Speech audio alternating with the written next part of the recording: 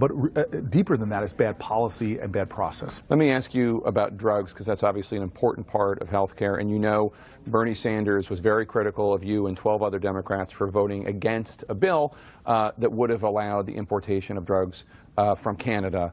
I know that you've answered as to why you voted that way, but he was very harsh. He said you and the other Democrats lacked the guts to stand up to the pharmaceutical industry. Well, first of all, you know that was not a bill. That was an amendment. It was a resolution. It was not even something that, if everybody in the Senate voted, would have changed one thing. It was a late-night resolution during a vote-a-rama that some of us were asking is, hey, put some safety requirements on it. They weren't put on, and so I went right to work. I said, hey, Bernie, to Senator Sanders, excuse me, let's work together. Senator Casey, Senator Sanders, and I put our heads together, worked on a bill that is incredible. Not only will it allow imports, but it gives the safety guarantees that a lot of us were concerned about. This has nothing to do with pharma, it doesn't do with courage. It's about good legislation, because while most Canadians are getting access to really high quality drugs, if we just did that without the kind of safety provisions we put in there, you could see rogue pharmacies popping up, rebranding drugs coming in from other countries and saying these are now Canadian drugs. So we put things like track and trace technology and other things to make sure our consumers are getting quality drugs. So you know that there are progressives out there who are looking for a white knight and were disappointed in that vote. And in addition, I think in 2014 you were the #1 recipient of donations from pharmaceutical companies and executives of them.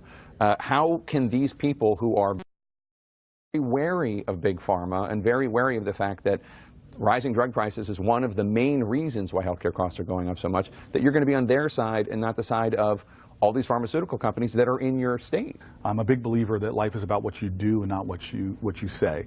And so my performance in the Senate when it comes to issues that really are important to my community, like, please understand this, a lot of folks in the Senate go home. I go home to Newark, New Jersey, Central Ward, a community of folks who are working class folks who are battling every day against rising rents, rising college costs, a lot of the challenges we're facing.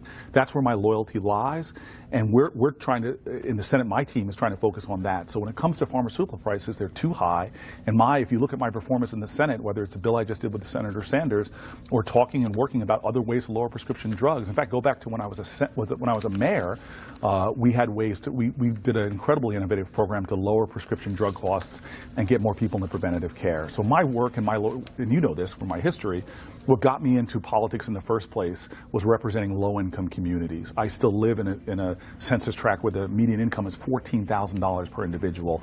That's where my loyalty lies. I haven't put anything out there ever that's contrary to that.